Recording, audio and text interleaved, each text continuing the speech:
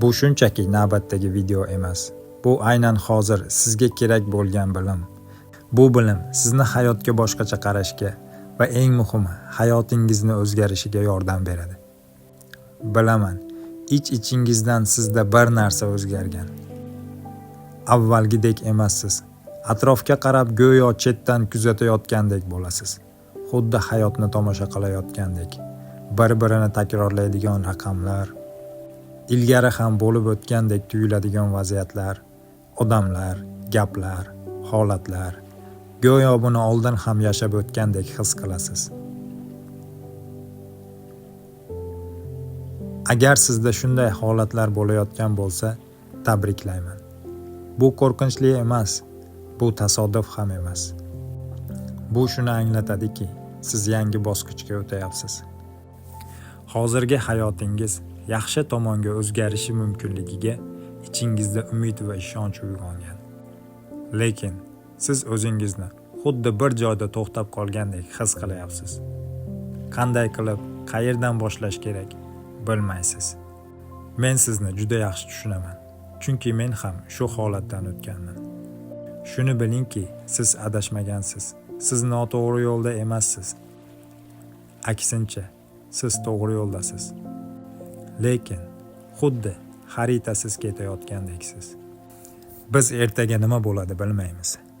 Rostini aytsam, ertaga nima bo'lishi unchalik ham muhim emas. Eng muhimi, bugun siz qanday holatdasiz. Men tashqi ko'rinishingizni nazarda tutmayapman. Kim qanday kiyingani, qancha pul topayotgani va hokazolar bu unchalik ham muhim emas. Men sizning emotsiyangiz, qalbingiz, ruhiy holatingiz haqida gapiryapman. Chunki tashqi olam bu shunchaki bizning ichki olamimizni aks ettiruvchi ko'zgu. Agar ichingizda xavotir bo'lsa, tashqarida ham notinchlik bo'ladi. Agar ichkarida ishonch bo'lmasa, tashqarida ham imkoniyatlar yopiq bo'ladi. Bu ezoterika emas, bu hayotning qonuni.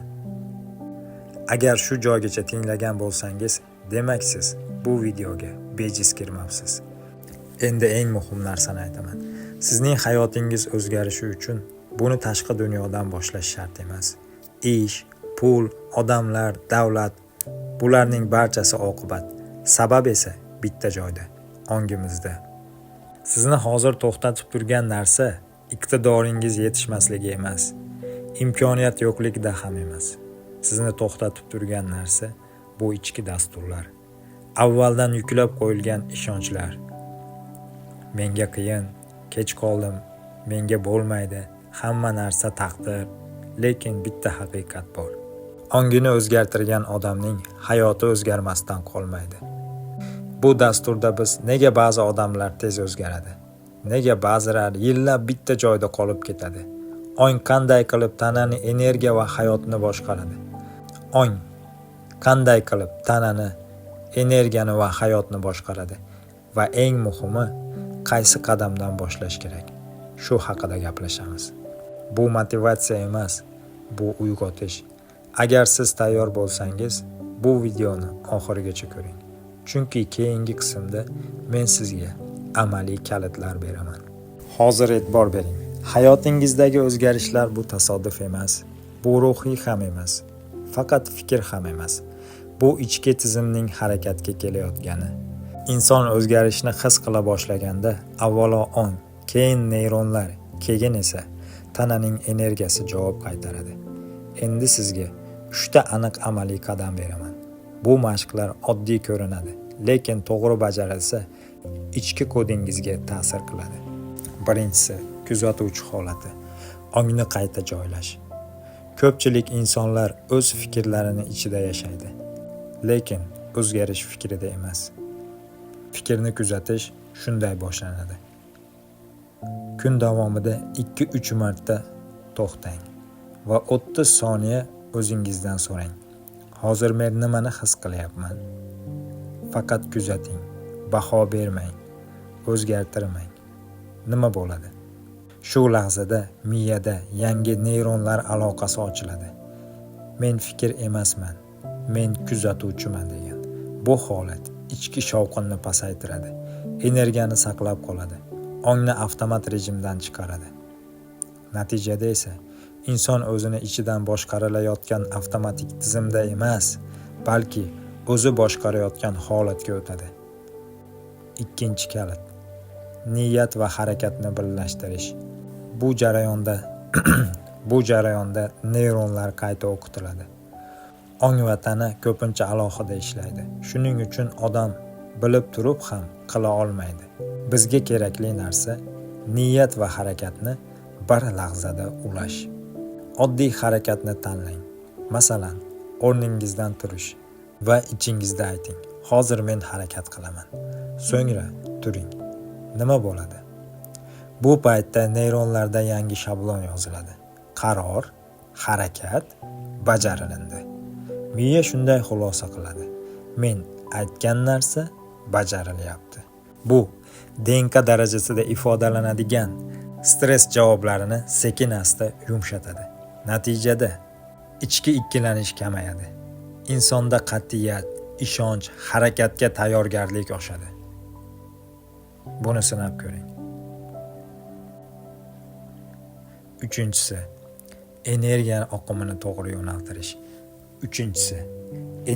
oqimini to'g'ri yo'naltirish. Tana orqali ongni ochish.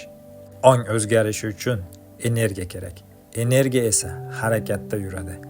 Lekin ko'pchilik energiyani ichida ushlab turadi.